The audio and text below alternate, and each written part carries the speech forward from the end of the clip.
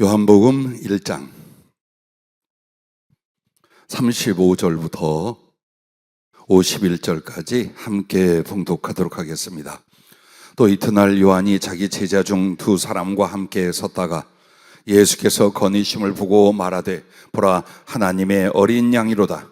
두 제자가 그의 말을 듣고 예수를 따르거늘 예수께서 돌이켜 그 따르는 것을 보시고 물어 이르시되 무엇을 구하느냐? 이르되 라삐여 어디 계시오니까 하니, 라삐는 번역하면 선생이라. 예수께서 이르시되 와서 보라. 그러므로 그들이 가서 계신 데를 보고 그날 함께 거하니 때가 10시쯤 되었더라. 요한의 말을 듣고 예수를 따르는 두 사람 중에 하나는 시몬 베드로라. 베드로의 형제 안드레라. 그가 먼저 자기의 형제 시몬을 찾아 말하되 우리가 메시아를 만났다 하고, 메시아는 번역하면 그리스도라. 데리고 예수께서 오니 예수께서 보시고 이르시되 네가 요한의 아들 시몬이니 장차 게바라 하리라 하시니라. 게바는 번역하면 베드로라. 이튿날 예수께서 갈릴리로 나가려 하시다가 빌립을 만나 이르시되 나를 따르라 하시니, 빌립은 안드레와 베드로와 한 동네 베세대 사람이라. 빌립이 나다나엘을 찾아 이르되 모세가 율법에 기록하였고 여러 선지자가 기록한 그 일을 우리가 만났으니 요셉의 아들 나사렛 예수니라. 나다나엘이 이르되 나사렛에서 무슨 선한 것이 날 수 있느냐? 빌립이 이르되 와서 보라 하니라. 예수께서 나다나엘이 자기에게 오는 것을 보시고 그를 가르쳐 이르시되 보라, 이는 참으로 이스라엘 사람이라. 그 속에 간사한 것이 없도다. 나다나엘이 이르되 어떻게 나를 아시나이까? 예수께서 대답하여 이르시되 빌립이 너를 부르기 전에 네가 무화과 나무 아래에 있을 때에 보았노라. 나다나엘이 대답하되 라삐여, 당신은 하나님의 아들이시요 당신은 이스라엘의 임금이로소이다.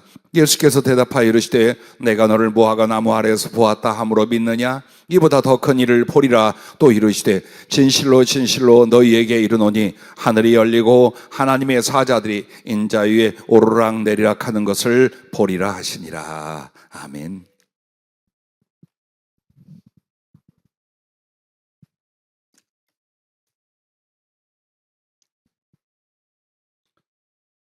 오늘 우리 남선교 여선교회에 주신 말씀에 대한 영적 점검이 있을 것이라고 광고를 해서 이전이 가득할 줄로 알고 있었습니다. 그리고 또 성령께서 거기에 맞는 말씀을 전하라 하셨습니다. 그러므로 모든 자의 것이기로도 하되 특별히 우리 남선교 여선교회 이 교회의 두 기둥이 인생을 어떻게 살고 신앙생활을 어떻게 해야 될지를 일러주신 말씀입니다. 마이크 볼륨 조금만 더 올려주십시오.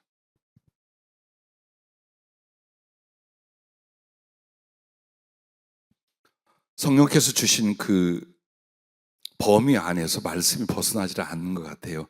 그리스도를 구하라 라고 하셨습니다. 그리스도를 구하라.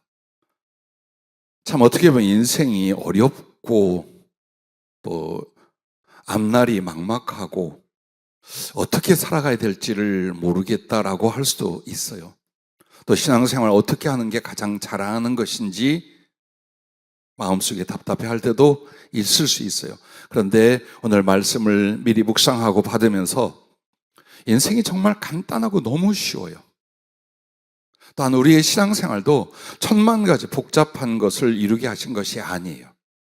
그러므로 가장 쉽고 가장 단순한 것이 인생이며 또 신앙인데, 우리는 그 거룩한 진리의 핵심을 받고 배우고 따르지 않음으로 말미암아 때로는 방황하고 때로는 복잡하고 때로는 실패하고 때로는 하나님과 너무나 멀리 살아가고 있습니다. 오늘 그리스도를 구하라 라고 할 때에 보십시오.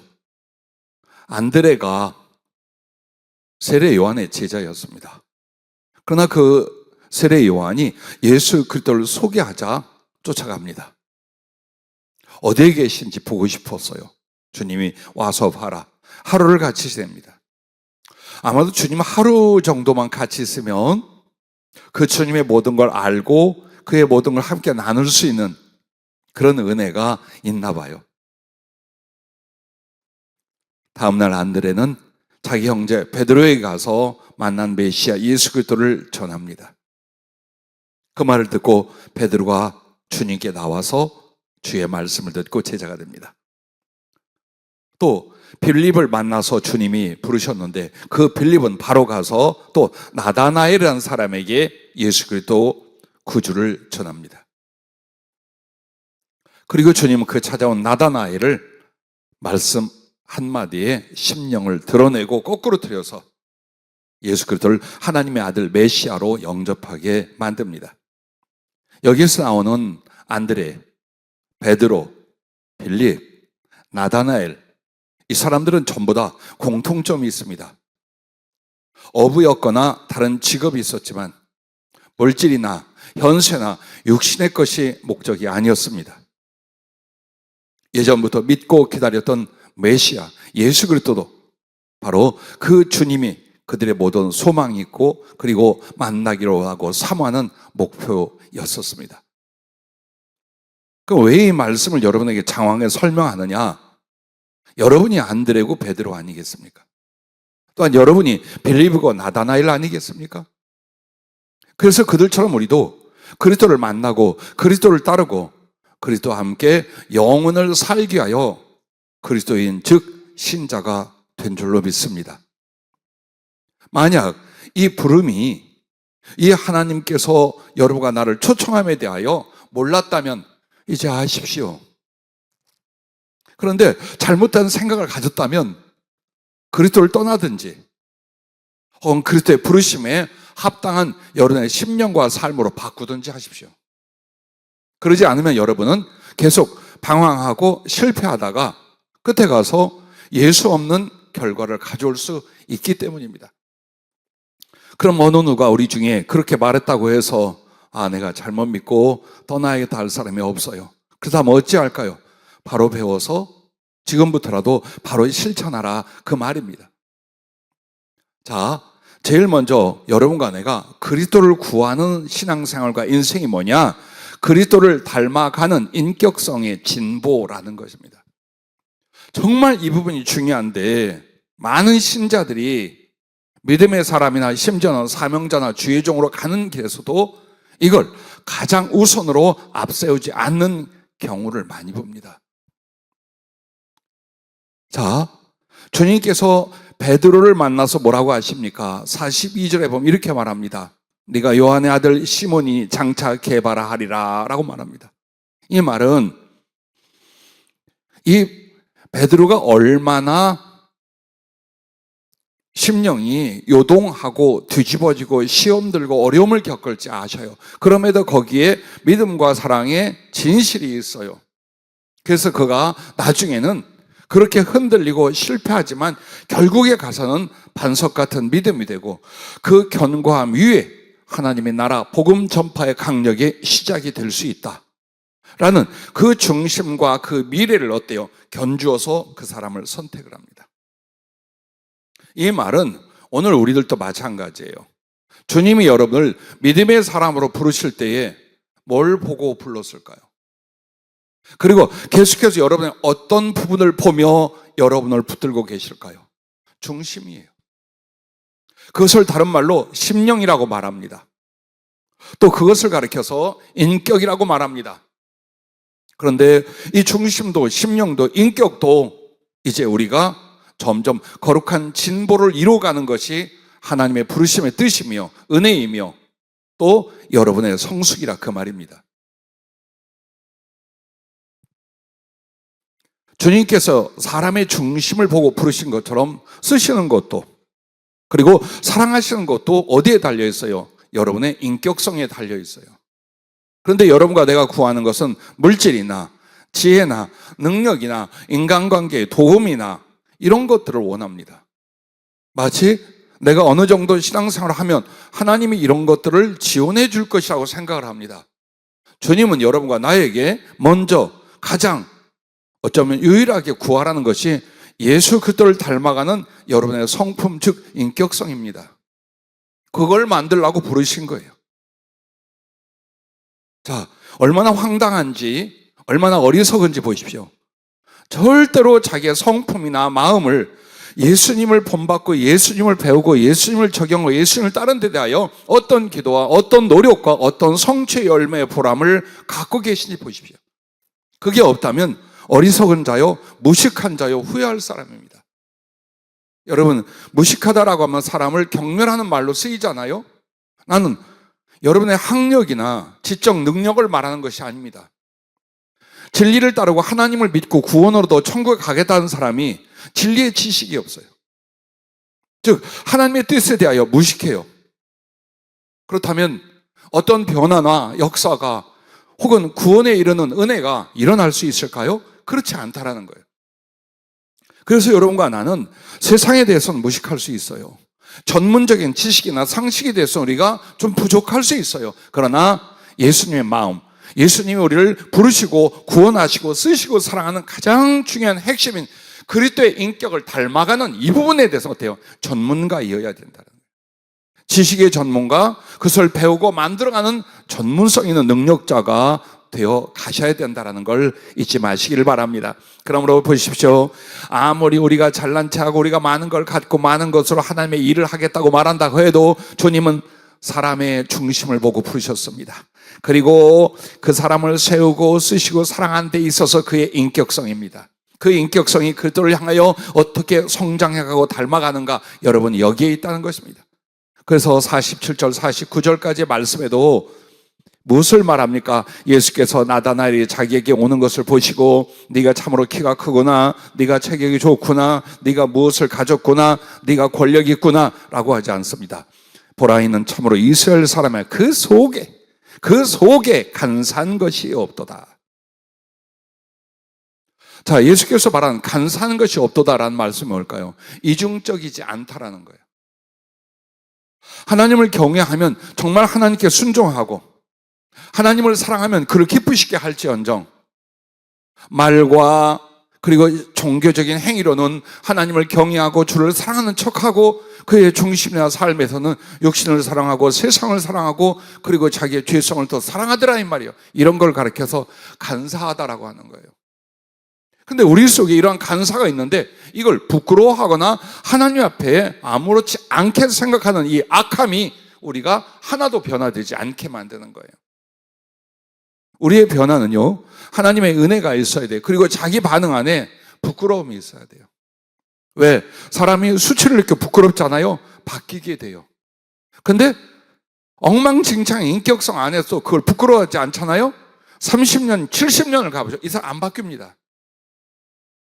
그래서 여러분과 나에게 은혜 중에 은혜가 뭐냐? 진리를 깨닫는 것이 거기에 비추어서 자기를 살펴볼 줄 아는 거예요. 그러므로 합당한 것에 대해서는 기뻐 감사하고 합당치 못한 것에 대해서는 아파하고 수치스러워하여 자기를 변화시켜가는 이 부분이 필요하다 그 말입니다. 주님이 나다나엘의 중심을 보면 나다나엘이라는 이 이름의 뜻은요, 하나님께 구하여 얻다, 즉 하나님의 선물 혹은 하나님께 대한 기도의 응답이라는 뜻이에요. 이 나다나엘이. 그리고 이 나다나엘은 나중에 돌로메의 아들이라는 12제자의 바돌로메가 됩니다. 근데 주님이 이 사람을 보고 참 네 속에 간사한 것이 없다, 너는 진정 하나님의 백성이로구나 라고 말씀하십니다. 그때 어떻게 나를 아십니까? 그런데 예수님이 이렇게 말합니다.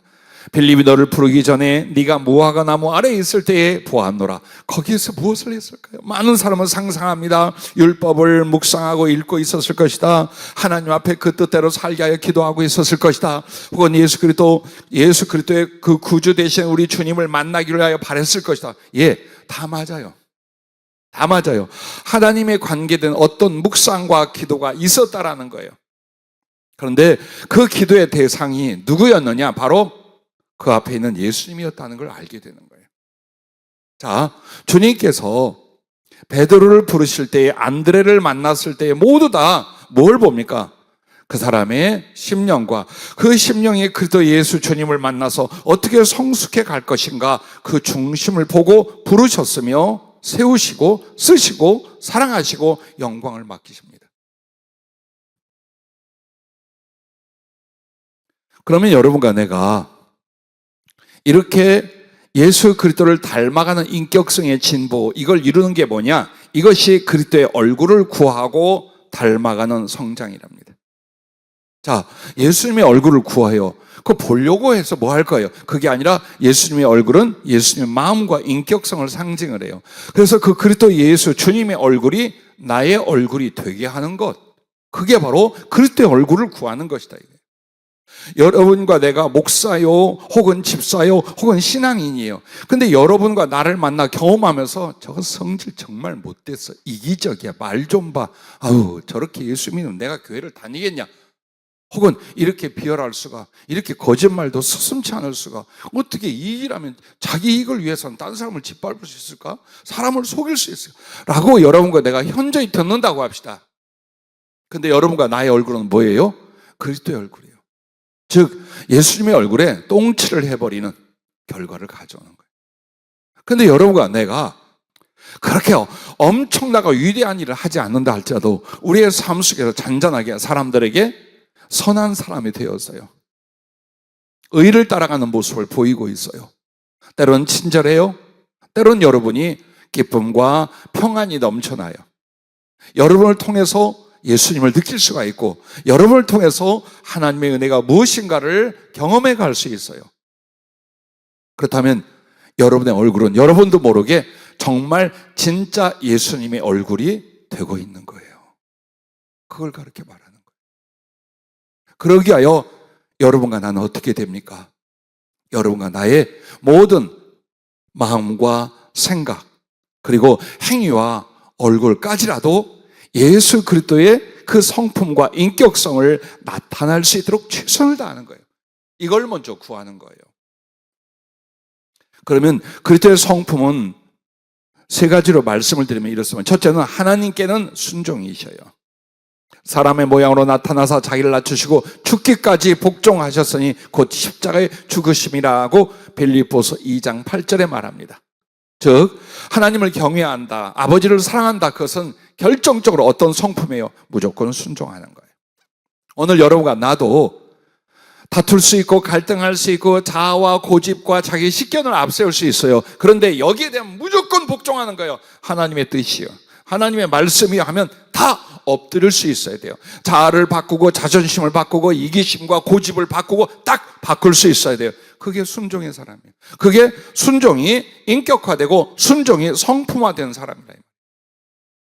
근데 못난 신앙인을 보면요, 자기가 원하고 자기가 밝히고 자기가 좋아하는 것이 아닌 다른 것으로 권면하거나 혹은 그것을 가르쳐 순종케 하려 하거나 혹은 그걸로 책망하지 않으면 홀딱 뒤집고 팔팔 뜁니다.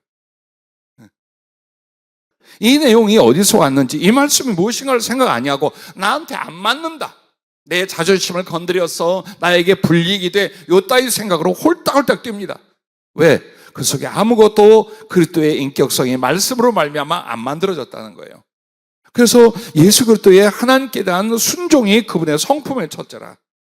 우리가 그리스도의 성품을 본받는다면 많은 표현들이 있어요. 그러나 무엇보다도 어때요? 하나님을 향하여 그분의 말씀에 대하여 순종의 성품, 순종의 인격성을 키워나가는 거예요.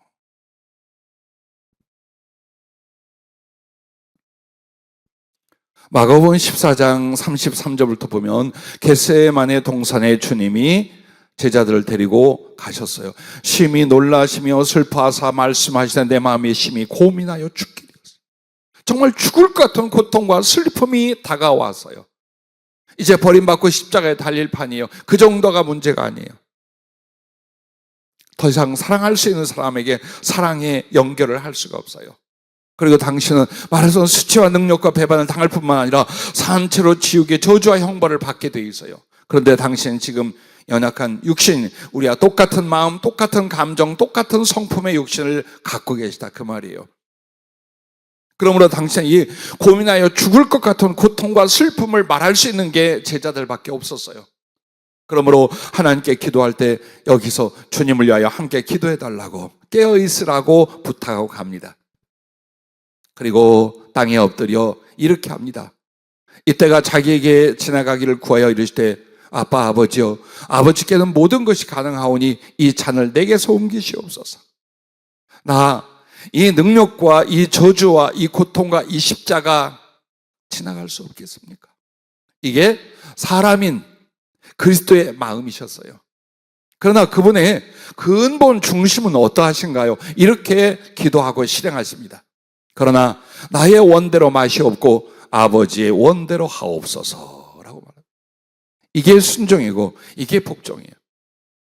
갈등이 있을 수 있어요. 고통이 있을 수 있어요. 큰 손해가 올 수 있어요. 그럼에도 자식을 달라 하는 하나님께 그 아들 이삭을 바치려던 아브라함처럼 충분한 경제력과 모든 인생의 보장을 받을 수 있는 일궈 놓은 터전을 떠나라는 아브라함이 기꺼이 아무것도 없이 그곳을 떠나 약속의 땅으로 가듯이, 자, 이런 수없이 많은 기회와 일들과 선택 앞에 여러분은 순종을 계속함으로 말미암아 순종이 인격성이 될 수 있다 이 말이에요. 그런데 말씀을 듣고도 따르지 않아요. 그럼 여러분에게는 그 하나님 말씀이나 하나님께 대하여 뭐가 불순종과 거역이 인격화되어 있단 말이에요. 그래서 구원에 이르지 못하는 거예요. 그래서 구원에 이를 수가 없고 하나님의 말씀이 자기에게 유익이 되지 않는 거예요. 그 거역성 때문에. 오늘 여러분과 나는 매 순간마다 여러분은 순종이냐 거역이냐, 순종이냐 거역에 대하여 여러분 계속 마음을 먹고 행동을 하게 돼 있어요. 그런 것들이 자기를 만들어가는 인격성, 그리스도를 닮아가는 성품을 결정짓게 되는 것입니다.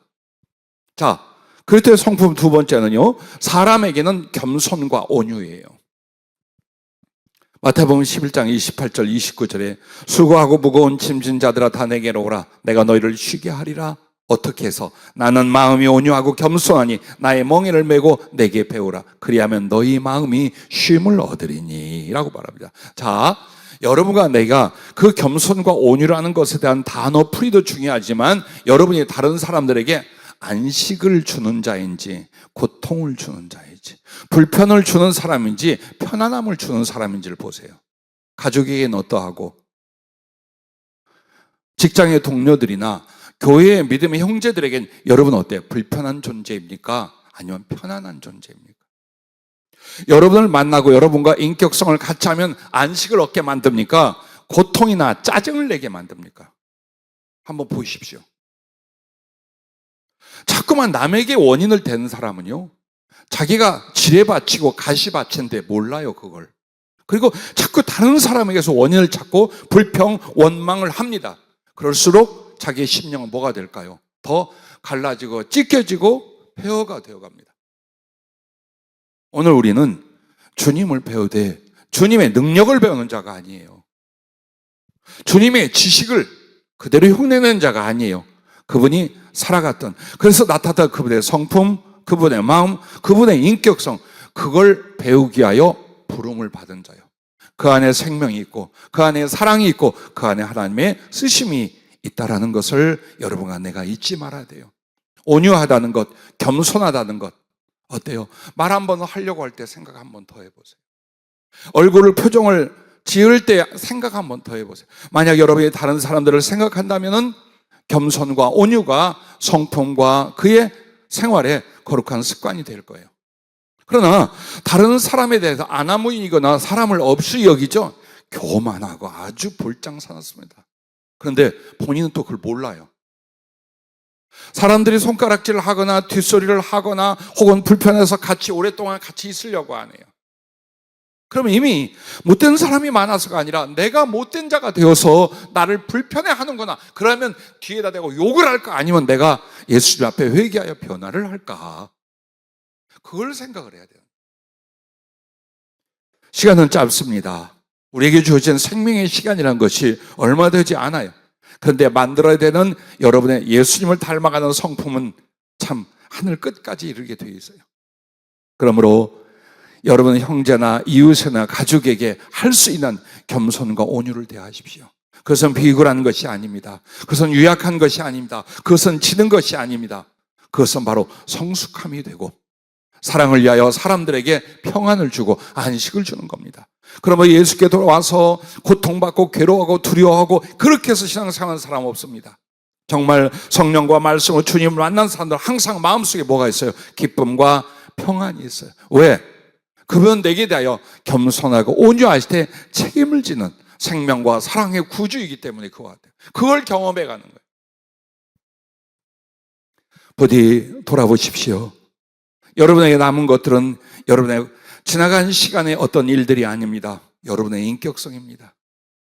여러분의 영혼의 모습은 지금 여러분의 성품이요, 여러분의 심령이요, 여러분의 인격성이 내 영혼과 삶의 열매와 모습입니다. 그래서 예수님이 우리에게 보여주신 것은 그 유대인의 육체가 아닌 거예요. 바로 예수 그리스도의 마음이, 예수 그리스도 안에 있는 그 사랑의 성품이 무엇인가를 보고 닮아가도록, 따라가도록 우리를 부르셨으니 이 안에 구원이 있는 줄로 또한 믿으시기를 바랍니다. 세 번째는 이것입니다. 섬김과 사명에 대하여는 충성입니다. 그리스도의 성품 세 번째가 바로 섬기는 일과 당신이 받으신 사명에 대해서는 끝까지 완수하는 충성, 이것이 바로 예수님의 성품이라는 것입니다. 그리스도께서 십자가에 달리셨을 때에 큰 소리로 외친 두 마디가 있습니다. 아버지, 내 영혼을 아버지 손에 부탁합니다. 그런데 이 말씀 우리는 어떻게 묵상하셨습니까? 어떻게 설교를 들으셨습니까? 이 소리는 모든 걸 다 아버지의 뜻대로 행한 사람만이 할 수 있는 기도라 이 말이에요. 아버지의 뜻대로 다 했어. 모든 걸 다 했어. 모든 충성을 이뤄냈어요. 그러므로 이제는 어때요? 아버지께 당당하게 그리고 간절하게 나의 영혼을 부탁할 수 있는, 즉 당신에게 가겠다는 선포요, 당신에 나여 안식과 새로운 부활을 이루겠다는 주님의 의지를 보여주는 거예요. 즉 충성이 아니면 아버지, 마지막 죽는 날 아버지, 내 영혼을 아버지께 부탁합니다 할 사람이 어디가 있겠어요? 주여 나를 버리지 마옵소서, 이럴 정도 나올 거예요. 그러면서 마지막으로 세상에 대해서는 주님 뭐라고 선포하고 운명하시냐, 다 이루었다라고. 얼마나 멋져요. 여러분이 돌아가실 때에 혹시 가족이 있거나 여러분의 임종을 바라보는 사람들 앞에 내가 예수께 받은 사명을 다 이루었다, 이게 유언이 되면 얼마나 멋있어요. 왜 생각이 잘 안 나지? 아들아, 내가 어딘가에 적금을, 어딘가에 저축을 좀 했는데 왜 이게 생각이 안 나냐? 넌 모든 수단 방법을 다 해서 한번 찾아보거라. 꼭. 아니면 막 사람 흉보고 원망하고 불평하다 유언 끝. 우리는 우리로서 끝나지 않아요.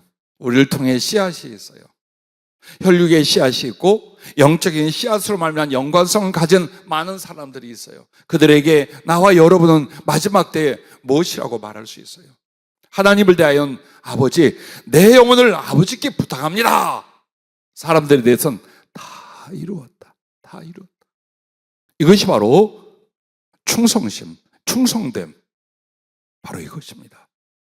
여러분과 나는 정말 하나님과 그 뜻에 대하여 얼마나 성실한가 보시오. 충성은 다른 게 아니에요.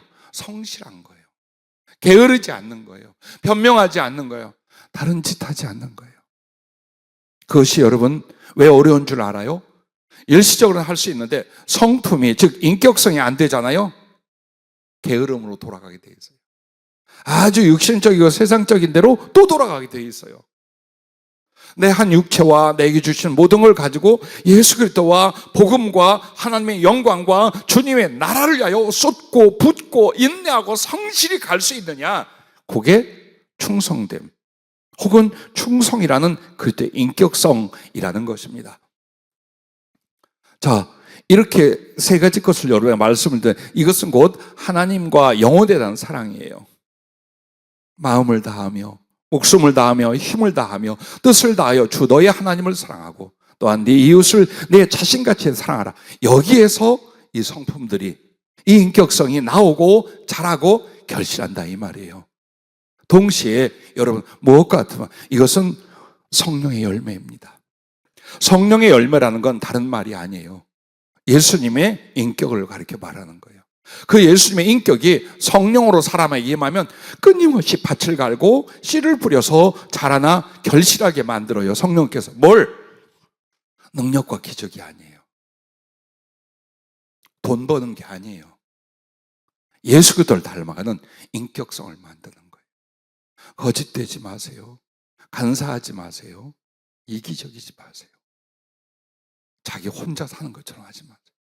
끝없이 주님과 사람 그 사이에서 나의 성품과 인격성을 예수님이라면, 그가 가르치신 그의 본과 말씀에 의하면 난 어떻게 할 것인가, 이걸 고민하고 이것으로 기도하고 이것으로 몸부림치면서 자기를 변화 만들어 가실 수 있길 주의 이름으로 축복합니다. 그러므로 성령의 열매는 사랑이에요, 기쁨이에요, 화평이에요, 오래 참음, 자비, 선함, 충성. 그 충성이 뭐라고요? 어느 목적과 하나님을 향한 뜻을 당한 성실을 가리킨다 했어요. 그리고 온유와 마지막 절제. 내려놓을 줄 알며, 끊을 줄 알며, 안 할 줄 알며, 자기를 낮출 줄 알며, 이 절제가 예수님의 마음, 그의 인격성, 성령의 열매라는 것입니다. 그러면 어떻게 할까요? 이렇게 하랍니다. 첫째는 생각과 마음, 둘째는 말과 행실, 셋째는 가치관과 비전에 그리스도의 마음과 행위와 말씀을 묵상하고 적용하고 점검 반성하라, 이것입니다. 제일 먼저 중요한 건 여러분의 생각이에요. 생각이 이게 도대체 무슨 생각이 나는가를 보십시오. 나는 가끔 이런 우스운 이야기를 좀 나눠요. 여러분이 해괴한 꿈을 꿨어요. 그럼 거기에 영적 점검의 해석도 있을 수 있어요. 근데 대부분 그냥 자연스럽게 꾼 꿈이나 개꿈이라 말하는 건요, 생각이 그와 같아요. 분명히 넓은 생각의 회전 안에 그게 있어. 그런 것들이에요. 그래서 여러분은 자기의 인격성이나 영혼에서 제일 중요한 영향, 생각이에요. 무슨 생각을 하고 있는가. 계속 하루 종일 생각을 해요. 잘 때도 생각을 해요. 근데 그 생각들이 무엇인가를 보십시오. 어디를 쫓고 있는지. 왜? 생각은 그냥 터져 나오는 게 아니에요. 내가 그 생각을 틀 안에, 진리 안에 가두어서 생성시킬 수 있어요. 여러분 그걸 믿으셔야 돼요.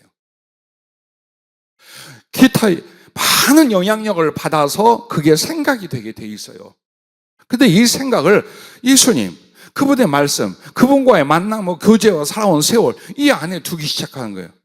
그럼 내 생각이 뭐가 될까? 계속 주님과 관계된, 주님이 가르친, 주님을 기억한 그것들이 생각으로 떠오른다. 이 생각을 가지고 그 다음에 여러분은 뭘 만드는 거예요?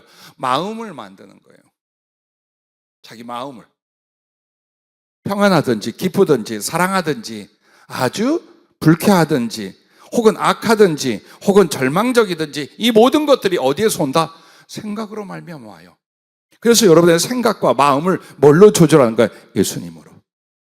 끊임없이 그분이라면, 그가 말씀하시기를 그분은 내게 이렇게 하셨고 그분은 갈릴리에서 혹은 그분은 십자가에서 이러하셨어. 이걸 묵상하고 적용하는 거예요. 그래서 크리스찬에게 참 중요한 기능이면 묵상이에요. 묵상이란 건 주님과 그분의 말씀을 곱씹어 생각하는 거예요. 끊임없이 나한테 끌어당겨 적용하고 지혜로 그것을 떠올리고 다시 내게 적용하고, 이게 묵상 기도 혹은 묵상이에요. 기도하는데 목이 아파서 속으로 이게 묵상 기도가 아니에요. 묵상은 예수님과 그분의 마음 혹은 그 말씀을 계속 깨달아서 적용하고 내게 몰입시켜가는 이 과정이 굉장히 큰 성숙을 이루게 됩니다. 자, 이렇게 생각과 마음, 그 다음에는 어때요? 말이 중요해요. 나쁜 말 쓰지 마세요. 내가 예수를 얼마큼 믿었는데 나쁜 말은 안 합니다. 여러분이 악한 말, 더러운 말, 거짓말은 안 할 줄 알아요. 그러나 나쁜 말 중에 한 가지는 이거예요. 다른 사람의 감정을 상하게 만든 말이에요. 왜 그걸 몰라? 나는 할 말을 했다. 내가 뭐 틀린 말 했냐? 내 마음에 있는 거고 내가 거짓말 안 했어? 사실이 중요한 게 아니라 남의 감정을 왜 상하게 만드냔 말이에요. 여러분이 뭔데 남의 감정을 상하게 만들어? 손으로 때리는 거나 물건으로 폭력을 저지르는 거나 말로 사람의 가슴을 후벼 파거나 혹은 불쾌하게 만드는 똑같은 악한 짓이에요. 다른 사람의 감정을 존중해 주세요. 그리하면 여러분의 감정도 항상 숭고하고 아름다울 거예요. 그걸 생각해야 돼요. 무슨 이게 힘이나 되고 무슨 권세가 된 줄 알고 말로 사람을 치고 말로 사람을 찌르고 말로 사람에게 나의 영향력을 미치게 하여 부정적이거나 남의 감정을 상하게 하는 건 절대 옳지 않다. 그건 절대 옳지 않다. 그렇게 하는 말을 가지고 내가 그리스도의 인격을 닮을 수 있느냐? 그분의 마음이나 사랑을 배울 수 있어요. 절대로 안 돼, 절대로 안 돼. 그리고 나와 내 주변 사람도 내 말이 가시가 돋잖아요. 내 말로 자꾸만 감정 상하잖아요. 여러분 곁을 떠나요. 아주 사무적인 만나면 안 만나. 왜 나더러 인사하냐고? 본인은 인사해요? 응? 본인이 쫓아가서 인사하고 눈 맞추고 정정한 적 있냐고? 사람들이 진짜 변하지 않는 이유가 남이 나에게 잘못한다고 생각해요. 그 전에 내가 다른 사람들에게 아픔을 줬는지, 선을 그어버렸는지, 나는 그들의 감정을 어떻게 상했는지, 이것만 서로 조금만 돌아본다면 엄청나게 아름다운 은혜 안에 성숙을 이루게 돼요. 근데 이것조차도 우리가 못하는 거예요. 말 옳은 말 했어? 할 말 아니요. 옳은 말 바른 말 할 말이 아니에요. 주님의 뜻을 전하고 다른 사람을 위하여 말을 하세요. 이 말을 사람과 할 때는 그를 위해 주기 위하여 말하려고만 해보세요. 어마어마한 지혜와 사랑이 나올 거예요. 근데 그게 아니야. 말은 내가 괘씸하거나 못마땅하거나 필요할 때 그때 쓰려고 그래요. 그래서 우리가 사람들에게 나타날 때요, 말로 말미암아 나의 존재를 부정적으로 부단히 흘리고 다니는 거예요. 네 말이 너야 곧, 사람들 서로 그렇잖아요. 네 말하는 게 곧 너의 인격이고 너의 성품이고 너의 존재야. 그렇다면 어떻게 할까요? 그 말에 대하여 여러분이 자꾸만 예수님의 그 사랑과 온유와 겸손과 기뻐하심과 영혼들을 돌아보심 등등을 자꾸만 생각해요. 말. 왜 말과 행실이 같이 나오냐? 여러분, 말이 이와 같은 사람은 행동이 반대되지 않아요. 반드시 그가 속에서 나오는 걸 말하고 그 속에 있는 것이 삶으로 행동으로 옮겨지게 돼 있어요. 그래서 자꾸만 말도 함부로 뱉지 마라. 그래서 내 심령이나 인격성이 엉망진창이 되고 있다. 말을 지혜롭게, 은혜롭게, 유익하게, 덕스럽게 한다면 인격과 심령은 금방 성숙한다. 주님이 우리를 그렇게 배우게 만드는 거예요. 행동을 하고 어떤 행실을 할 때도 마찬가지예요. 이것이 하나님께는 영광, 사람에게는 유익을 줄 수 있는 행동인가, 혹은 의 안에 있는 것인지 돌아보는 겁니다. 그리고 무엇보다도 가치관과 비전이에요. 사람이 바뀌는 데는 여러분이 이 단어를 안 써도 이미 있어요. 그게 뭡니까? 가치관과 비전이에요. 여러분은 옳다는 게 뭡니까? 여러분은 귀하다 하는 게 뭡니까? 여러분이 아름답다 하는 것이 무엇입니까? 그게 가치관이에요. 그게 가치관이에요. 내 가치관은 돈이다. 아이고 목사님 농담이라도 그런 말 하지 마. 그런데 돈이 가장 여러분에게 중요해요. 돈이 되는 일이라면 얼마든지 인격성을 바꿀 수도 있어요. 돈을 지킬 수 있거나 돈을 얻기 위해서는 의리도 저버릴 수 있고 나라는 인격성이 손상될 수 있어요. 그렇다면 그의 가치관의 머리는 뭡니까? 돈이야. 이 사람은 돈이라 이 말이에요. 한번 보세요. 내가 무엇을 가장 소중히 여기고 귀하게 여기고 아름답게 여기고 그 다음에 그걸 위해 살고 있는가?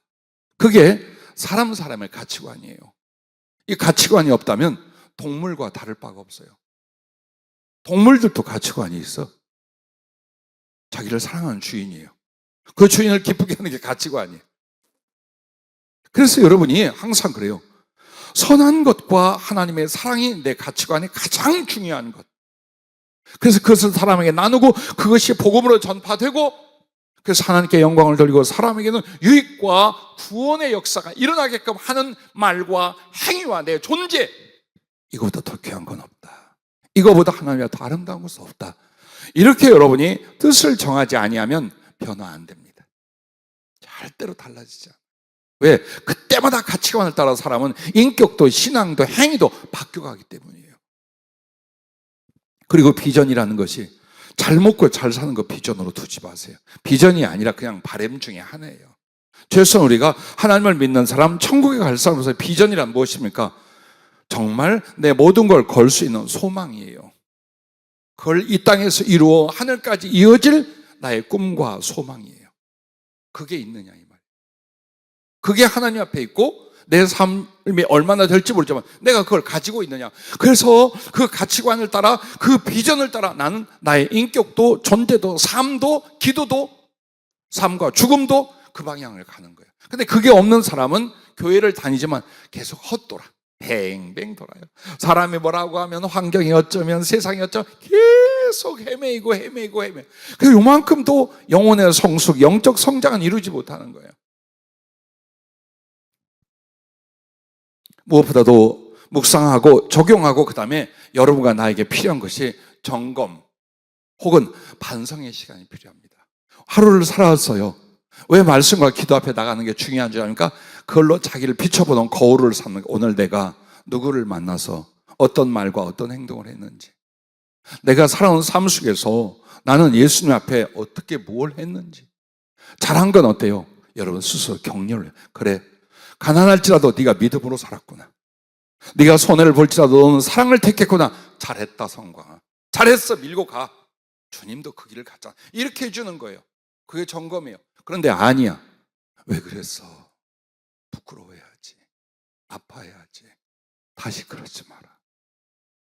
너무 속상하고 억울했어. 화딱지가 나서.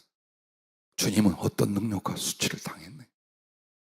그 정도 가지고 못 참아 팡팡 뛰면 네 영혼의 꿀은 뭐가 되며 네가 이루어가겠던 그리스도를 배우는 제자로서의 길은 나 꽝이다. 자기에게는요, 말할 수 없는 핏으로 자기를 찔러 다듬는 거예요. 그게 여러분과 나의 인격성, 영혼을 성숙시키는 것입니다. 자, 그래서 여러분, 이렇게 나갈수록 그 마음에 그리스도가 계시고 그의 인격은 그리스도의 얼굴이 되는 것이랍니다. 나다나엘, 결국에 예수님을 배우고 그 길을 따라갑니다.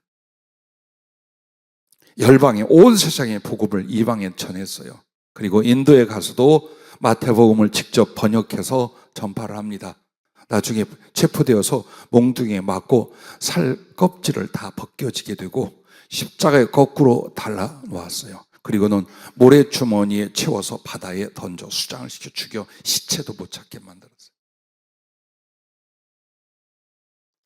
무엇이 그를 그렇게 만들까요? 외적인 어떤 능력 아니고 삶이 아니에요. 심령이에요. 예수님을 배운다는 건 사람과 사람의 인격성만이 아니라 하나님을 대한 인격성, 하나님을 대한 나의 성품이 만들어지는 거예요. 그리고 그것이 만들어질 땐 칼도, 죽음도, 유혹도 우리를 못 이겨요.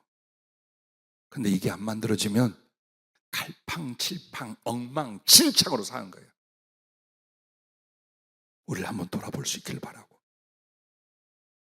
내가 무능하고 내가 허물이 많아서 우리 교회가 아름다운 영적 성장, 따르는 외향적 성장이 안 이루어지는가 많이 생각해요. 그리고 주님은 끊임없이 나와 여러분에 대하여 어느 가장 중요한 부분이 무엇인가를 계속 말씀을 합니다.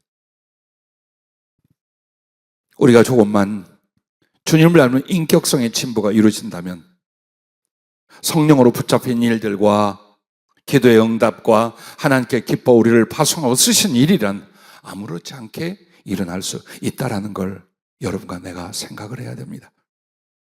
자, 그리스도를 닮아가는 인격성의 진보가 없는 신자는 영혼의 성숙이 없어서 하늘의 기쁨이 없고 평안이 없습니다. 그리고 주님과의 교제가 막혀서 죽을 때까지 그렇게 살다 끝납니다. 왜 그런가? 내가 예수님을 영접했는데 예수님의 마음이나 인격성을 닮아 성장하고 닮아가는 건 노력을 안 했어요. 그러다 보니까 그 열매로 오는 하늘의 기쁨이나 평안, 이렇게 소중한 것들을 전혀 누리고 느끼지 못하는 거예요.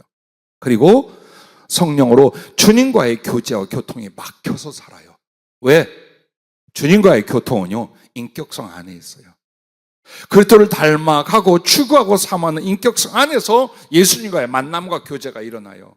이것 없이 주여 내게 나타내 주시오, 환상을 보게 하시고 성음을 듣게 안 돼요. 안 일어나요. 일어나도 그 사람은 절대 변화되지 않아요. 그래서 오늘 첫 번째로 이 말씀을 주셨고, 두 번째가 그리스도를 구하되 어떻게 구하느냐? 그리스도의 길을 따라가는 사명의 확립입니다. 즉 여러분이 예수를 믿는 것은 예수 그리스도의 제자들처럼 그 길을 따라가는 사명자가 되는 거예요. 이것 없이는 끝없이 배회하고 유리하게 됩니다. 혼란과 실패를 거듭하게 됩니다. 여러분, 예수님의 제자는 사도들의 위대성을 말하는 게 아니라 모든 사람들을 하나님이 구원의 자리로 부를 때에 그 이름이 뭐냐? 그리스도의 제자로서 여러분을 불렀다라는 거예요. 즉, 예수 그리스도의 제자란 사도 몇 사람, 목사나 위대한 선교사님 몇 분을 말하는 게 아니라 예수 믿어 천국 가는 모든 하나님의 백성들을 가리켜 그리스도의 제자로 부르셨다고 성경은 말하고 있는 거예요. 그래서 여러분과 내가 그리스도의 제자로 이 길을 갈 때 어떻게 살아야 될 것인가에 대한 분명하고 뚜렷한 정의에 대한 확립이 서셔야 돼요. 아니면 몇십 년 동안 뭐 했나 보시죠. 아무것도 없어요.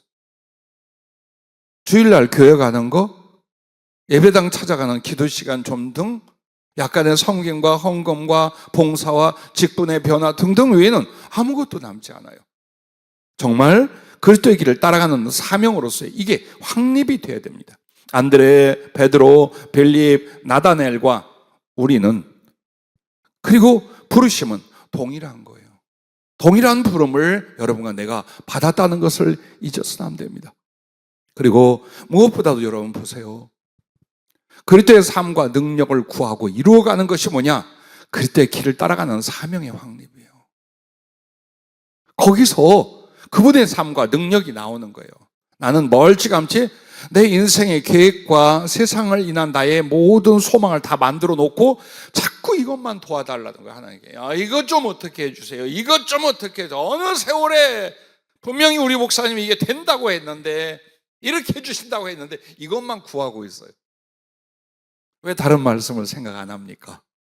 더 깊고 더 능하고 더 중요한 주의 말씀은 여러분과 나를 그리스도의 제자로 부르셨다는 것. 그 부름 앞에 내가 사명을 확립하고 남은 인생을 살아야 된다는 것, 바로 이것입니다. 그러면 여러분과 내가 그리스도의 길, 그게 뭘까요? 이거예요. 복음을 전파하여 영혼을 구원하고 하나님 나라를 이루어가는 것, 이것이 바로 그리스도의 길이에요. 주께서 어떻게 외우셨습니까? 누가복음 4장 18절부터 보면 주의 성령이 내게 임하셨으니 이는 가난한 자에게 복음을 전하게 하시려고 내게 기름을 부으시고 나를 보내사 포로된 자에게는 자유를, 눈먼 자에게는 다시 보게 함을 전파하며 눌린 자를 자유롭게 하고 주의 은혜의 해를 전파하게 하려 하심이라 하였더라.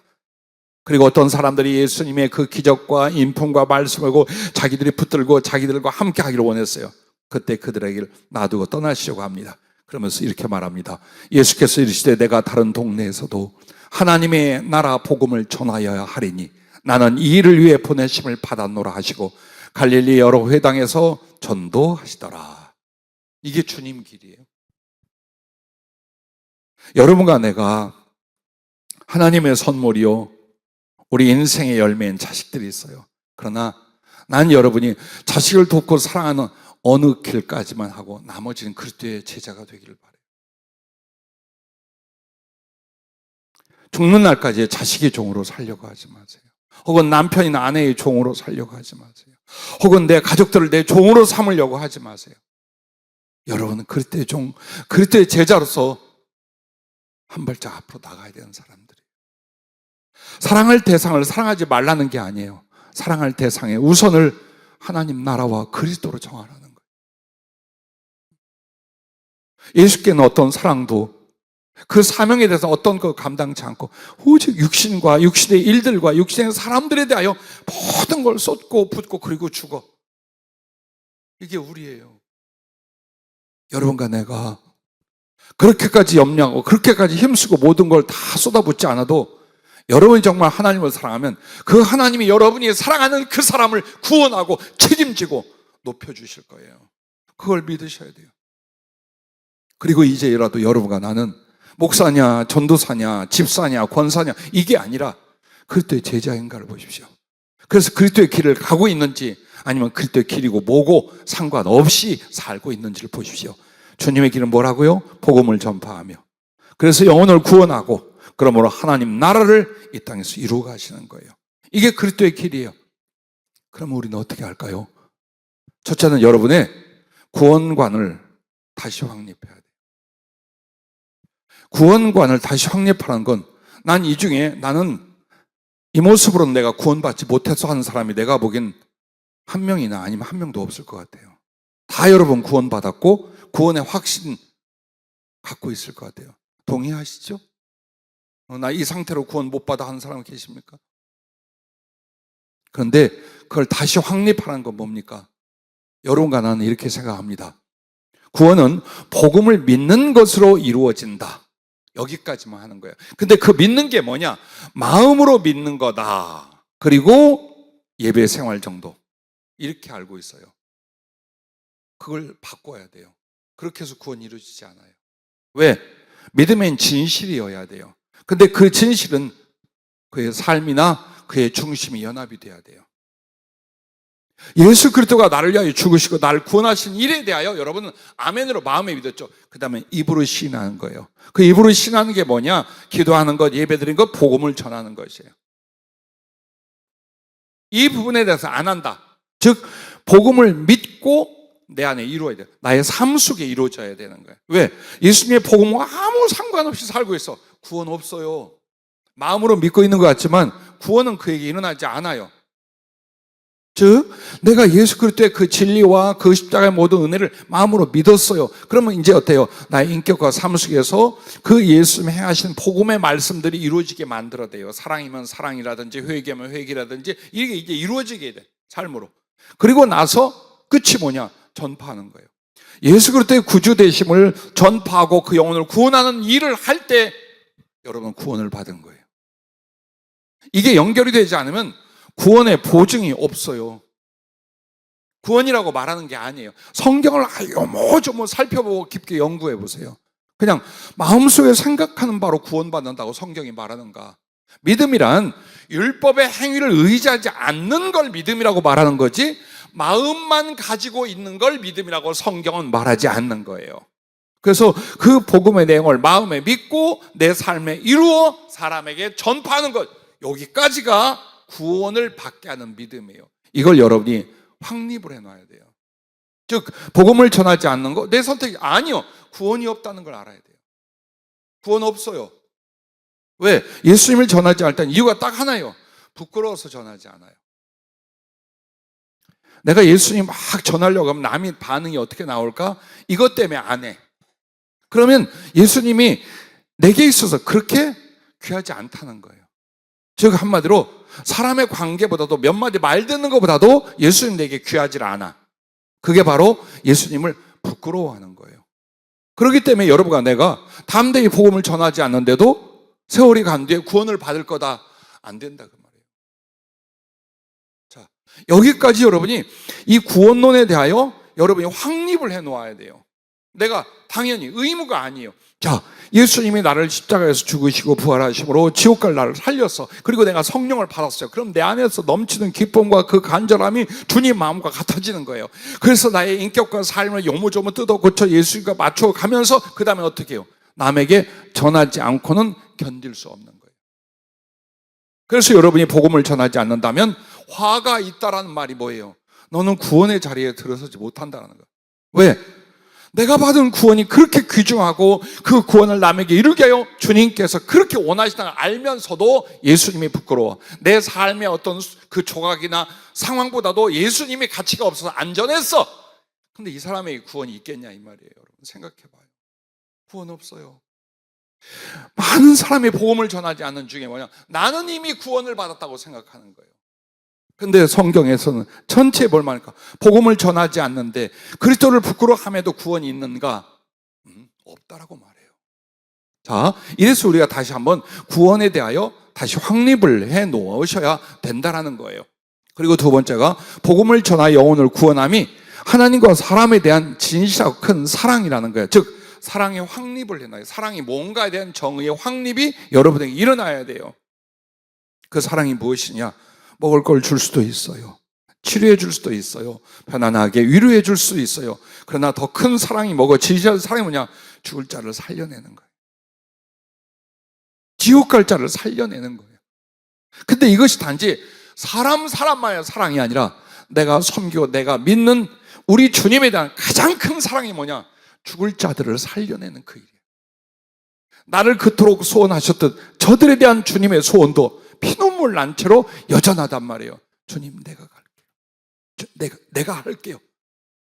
그래서 사람들에게 찾아가 복음을 전하며 그 사랑으로 말미암아 영혼들을 주께로 인도하거나 거룩한 생명의 영향력을 미쳐주고 있는 것 자체가 영혼에 대한 사랑과 하나님에 대한 사랑이 제일 크고 진실한 것이다. 그렇게 여러분이 정의를 정립을 해 놓아야만 어때요? 복음을 전하고 영혼들을 사랑할 수가 있어요. 이게 진실이건만 그 소중한 것을 마음에 두지 않는다면 여러분은 한 해 동안에 누구에게 복음을 전했고 평생 동안에 몇 사람을 구원했으며 주님의 뜻을 어떻게 이루었는지 한번 돌아보십시오. 없어요. 기회가 안 주어진 게 아니라 그 기회를 육신을 위하여 사는 일에서 깡그리 다 묻어버리고 다 소멸시킨 거예요. 그래서 내가 일찍이 예수 믿은 것 같은데 나를 인하여 구원을 얻고 하나님께 영광을 돌린 자가 없어. 근데 이걸 정말 교회들이 가슴 아파하지 않는다는 거예요. 이걸 괴로워하고 회개하지 않는다는 거예요. 그리스도의 제자, 그리스도의 길을 가는 것은 바로 이와 같은 것이라, 그 말씀입니다. 안드레 정말 수많은 지역을 다니며 복음을 전파했습니다. 가파도기냐, 비티니아, 갈라디아, 비잔티움까지 갔습니다. 스키타이 등 같은 데까지 갔답니다. 그리고 아케아의 파트라스라는 마을에서 몽둥이를 맞은 다음 X자 십자가에 달려서 죽을 때까지 방치되어 순교를 하게 됩니다. 빌립은 아시아의 전문가였습니다. 아시아적에 이곳저곳에 복음을 전하고 그리고 히아레볼리라는 곳에서 교수형을 당하여 순교를 했습니다. 자, 최소한 그들은 주님과 복음을 위하여, 천국을 위하여 삶을 드리고 목숨도 바쳤습니다. 오늘 우리는 이것을 역사의 이야기로 생각할 것입니까? 아니면 그들과 나는 동일하다고 믿고 삶으로 바꿔갈 것입니까? 여러분과 내가 이렇게 그리스도의 길을 쫓아갈 때 이것을 가리켜 마태복음 6장 33절에는 너희는 먼저 그의 나라와 그의 의를 구하라. 그리하면 이 모든 것, 육신과 영혼과 땅과 하늘에 필요한 모든 것을 우리에게 더하신다는 말씀, 그 말씀이 그때 이루어진다는 것을 잊지 마시길 바랍니다. 그리스도의 길을 따라가는 사명을 내려놓고 살 때는 형통이 없답니다. 능력이 주어지지 않는답니다. 그러면 주께 받은 달란트가 한 달란트가 된답니다. 왜 구원에 이르지 못하는지, 왜 원망과 낙심으로 가득한 그런 신앙이 되어서 거꾸러지는지 그것을 잘 생각해 보십시오. 마음과 인격도 주님을 닮아가려고 애쓰지 않았어요. 살아가는 삶도 그리스도의 길을 따라가려고 하지 않았어요. 우리가 무엇으로 그리스도인이라 말할까요? 우리가 무엇으로 하나님의 사람, 혹은 예수를 사랑하는 그분의 구원받은 사람이라 말할 수 있겠습니까? 마지막으로 세 번째는 이것입니다. 하늘의 보화를 쌓는 오늘 하루의 충성, 바로 이것이어야 된답니다. 여러분과 나에게 하루하루를 성실하게 충성으로 가지 않는다면 그리스도를 닮아가는 인격성의 진보도, 그리스도의 길을 따라가는 생명도, 절대로 사명도 이루어지지 않는답니다. 제일 중요한 것이 나의 가치관과 뜻을 확립하는 거야. 예수님의 마음과 성품을 닮아가는 인격성을 내가 진보하리라. 그리고 그리스도의 길을 내가 복음 전파와 사랑으로 가리라. 이걸 정해놓는 거예요. 근데 이 정해놓고 서운했고 다짐했고 꿈과 계획을 세웠어도 매일 매 순간 하루하루의 그 뜻에 대한 충성이 일어나지 않는다면 두 가지는 없어지는 겁니다.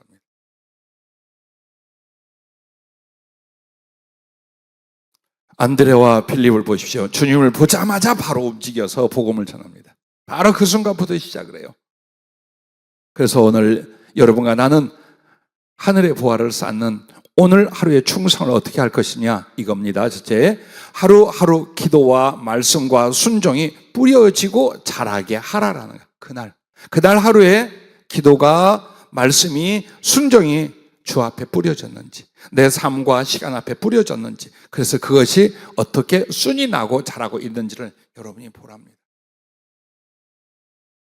하루를 쭉 하고 일하다 보니까 직장 때문에, 사업 때문에, 혹은 정말 어려운 일 때문에, 혹은 놀다 보니까, 혹은 몸이 편찮으셔서 그냥 하루를 보냈어. 그 하루가 한 달이 되고 1년이 되고 10년이 되지 않았습니까? 네? 그렇게 됐잖아요. 그 하루를 바꿨더라면 일주일이 다르고 한 달이 다르고 1년이 다르고 평생이 하나님의 뜻을 아름답게 성취하는 놀라운 진보를 이루었을 거예요. 근데 하루를 놓쳐. 기도하지 않는 하루, 말씀 없는 하루, 순종을 전혀 고려하지 않는 하루가 지나가요. 아무것도 뿌린 게 없어. 아무것도 자라나게 하는 게 없어요. 근데 그 하루는 다음이 되고 내일이 되고 모레가 될 거예요. 이게 무서운 일이랍니다. 우리 인생에서 하루를 보내고 내일부터 하리라, 4월부터 하리라, 여름부터 하리라 없다라는 거예요. 그 부정적이고 게으른 하루는 평생이 되고 만다라는 겁니다. 그러므로 기도와 말씀과 순종을 뿌렸는지 하루 종일 그 하루에 있었는지, 그리고 그것이 내 심령에서부터 자라나게 했는지를 보라라는 것입니다. 그래서 두 번째는 이렇게 표현하셨습니다. 해 지기 전 사랑과 복음 전파의 실천과 잠 자기 전 반성과 열매를 하나님께 올려라 라고. 자, 해 지기 전에 여러분과 나왔대요. 다 이웃을 사랑하는 사랑 혹은 복음을 전하는 일을 했는지 안 했는지를 확인하라 이 말이에요. 그걸 하라. 그리고 잠들기 전, 잠 자기 전에 여러분 어때요? 오늘 하루 내가 잘못했는지, 뿌린 게 없어, 행한 게 없어, 충성한 게 없어, 그러면 회개와 반성이 일어나야죠. 근데 그렇게 해서 그럼 하나님 앞에 그것을 보고하고 아뢰어서 하나님께 올리라 이거예요. 잠들기 전에. 이렇게 하루하루를 산다면 몇 개월 만에 여러분과 나의 엄청난 영적 진보, 은혜와 사랑과 충성의 결실이 얼마나 멋지게 일어나겠어요. 우선 이걸 먼저 하려고 하는 거예요. 제발 힘이 들다 어렵다. 왜 그렇게 힘이 든대요? 왜 그렇게 어려운데요? 왜 그렇게 시간을 못 내는데요? 주를 위하여? 하늘을 위하여? 구원을 위하여? 나의 주님 사랑의 진보를 위하여? 아니잖아요. 아니잖아요. 그러면 그렇게 힘들고 피곤하고 어렵다 할지라도 내가 주님을 위하여 공간과 시간을 만들 수 있잖아요. 우리 주님이 그것밖에 안 되냐 이거예요. 우리가 받은 구원과 우리가 가야 하나님 나라가 그렇게도 초라하고 비참하고 가치 없는 거지.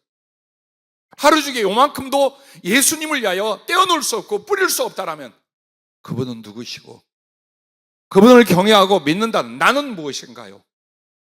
이 부분에 더 통렬한 판단, 변화, 회개가 일어나지 않는다면 우리는 여전히 게으르고 변명하고 핑계대며 생명과 삶을 낭비하고 말게 될지 모른다는 것입니다.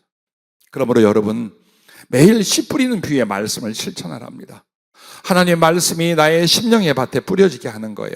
그런데 나의 심령이요 하나님과 진리에 관심이 없어 무관심해요. 육신과 물질과 사람의 애정과 인간관계는 엄청나게 거기에 집중을 하는데 말씀에 대하여, 기도에 대하여, 주님에 대하여, 하나님 나라에 대하여 그분의 사랑에 관심이 없어. 그게 굳어진 길가밭이에요. 절대 하나님 말씀이 이 사람에게 안 들어가요. 공중의 새가 와서 그 씨를 쪼아먹어버려요. 마귀가 구원받으라고 준 말씀을 신자의 심령에서 다 싹 뺏어 먹어버리는 거예요. 사마음과 관심이 없는 사람은 그렇게 돼요. 절대 구원받지 못해요. 그 다음에 두 번째는 이제 어떤 것입니까? 밭을 일구되 계속해서 돌멩이가 나오네. 이렇게 큰 바위가 나오거나 돌멩이가 나와.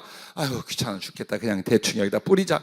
그래서 그 뿌리씨가 얼른 터서 빨리 나온 것 같아. 햇볕 복사열에. 그런데 뿌리를 내리지 못해요. 결국 다 죽어요. 그거는요 즉흥적이고 감정적인 신앙이에요. 그냥 한때는 은혜 받았다고 난리를 치고 이 말씀이 좋사오니 저 성령의 은혜 좋사오니 하나님 말씀한 대로 우리 가정 안에 삶 속에 이런 난리야. 근데 조금 지나가서 어때요? 칙픽 빼서 옛날 모습 그대로 돌아가요. 그게 돌멩이가 가득한 심령의 밭이라 이 말이에요. 바꾸는 거예요. 이거 돌멩이 많을수록 꺼내자. 이거 버려야 돼. 좋은 밭이 돼야 돼요. 그런데 또 뭐가 있어요? 계속 잡초가 자라고 가시가 자라네. 그래서 씨를 뿌려놓으니까는 씨가 받아야 될 모든 영양분을 이 잡초와 가시가 다 뺏어먹고 씨는 피실피실 죽었어요. 근데 그 잡초, 그 가시를 가서 육신의 정욕이나 세상 쾌락을 추구하는 것, 그 다음에 돈에 대한 염려와 돈을 벌고자 하는 욕망 등등 이렇게 성경은 나와요. 이것이 차 있어가지고 절대로 하나님과 그 생명, 그 나라와 그 말씀이 내 속에서 뿌려지지도 자라지도 않는다는 거예요. 당연히 구원이 없어요. 그러니 여러분과 나에게 그렇게 산다면 구원은 없어요. 내 마음에 하나님이 없는데 내게 어떻게 하나님 나라가 임할 수 있겠습니까? 임하지 않아요. 그걸 말하는 거예요. 그래서 여러분과 내가 신앙생활 중에 정말 매일매일 뭘 했냐? 씨를 뿌려라. 말씀의 씨를 제발 내 영혼 안에 10년 안에 뿌려라. 뿌리는데 이것이 들어가 자라는지 안 자라는지를 보기 위하여 어떻게 하라? 강팍한 심령, 관심 없고 삼엄한 심령을 일깨워라. 그리고 뒤집었다 엎어졌다 제발 그 삐죽이 좀 골라내라. 그리고 그렇게도 좋으냐? 그렇게도 걱정이냐? 돈 아니면 못 살 것 같고 돈만 다 될 것 같고 인간적인 정욕이나 인간적인 애정이나 관심이 하면 다 행복하고 이걸로 어떻게 사느냐? 그런 것들을 하나하나 추려내는데 그걸 어떻게 하라고요? 말씀을 받아 내 심령에 자라나게 하기 위하여 나의 심령의 회개와 변화가 매일 일어나게 만드는 거예요. 또한 여러분은 하나님 앞에 검이랍니다. 말씀의 검, 성령의 검이래요. 그런데 옛날 아주 강하고 단단한 복음을 만들 때에는 두 가지를 더합니다. 불 속에 더 자주 집어넣습니다. 그리고 망치로 그 불에 단련된 검을 더 많이 두들깁니다. 이 과정을 더 많이 겪은 쇠붙이가 더 강하고 단단하고 빛나는 검이 돼요. 매일매일 불 속에 집어넣고 망치를 두들기는 일들. 잠언 17장 3절에 이렇게 말합니다. 도가니는 은을, 풀무는 금을 연단하거니와 여호와는 마음을 연단하시느니라. 예, 내가 나를 연단하는 거예요. 가짐없이 나의 마음과 인격성은 예수님을 닮아가는 쪽으로, 그리고 나의 삶과 행위는 복음을 전하며 영혼을 구원하고 하나님 나라를 위하여 사는 쪽으로 나를 계속 두들기고 불 속에 넣고 두들기고 결국 나라는 존재와 삶이 말씀의 검, 성령의 검이 되게 만드는 걸 어떻게 하라? 매일매일의 충성을 이루는 거래요. 자, 난 여러분이 먼저 떠나시든 내가 하늘나라를 가게 되든 언젠가 가겠지요. 그때까지 주님 앞에 다짐하는 바가 여러분에 대한 소망과 믿음과 사랑을 절대 놓지 않으려고 그래요. 또 새로 만나는 많은 분들이 있을 거고 우리가 전도하여 구원하기도 하며 하나님이 보내주실 사람도 있을 거예요. 또한 그분들을 위하여 우리는 먼저 잘 만들어져요. 목사와 우리 성도님들이 정말 말씀 안에서 그 인격성과 삶이 어때요? 거룩한 영향을 다시 오는 이들에게 줘야 된답니다. 그걸 해야 된다. 그걸 못하면 그 교회는 영적 성장, 양적 성장, 사역의 성장이란 일어나지 않는데요. 오늘 이 말씀 때 그 이야기를 했던 거예요. 그래서 여러분과 나는 당장에 무엇이 필요한가? 나의 심령과 인격이 예수님을 닮아가게끔 그 선택과 바로 그 바람들을 가지고 움직여 주시는 것과 복음을 위하여 하나님 나라를 위하여 사명자로서 삶을 돌이키는 것이에요. 그리고 난다면 영혼도 육신도 남은 인생도 하나님 나라에 가기까지도 그분이 모든 걸 채우고 이루어 가실 줄로 믿습니다.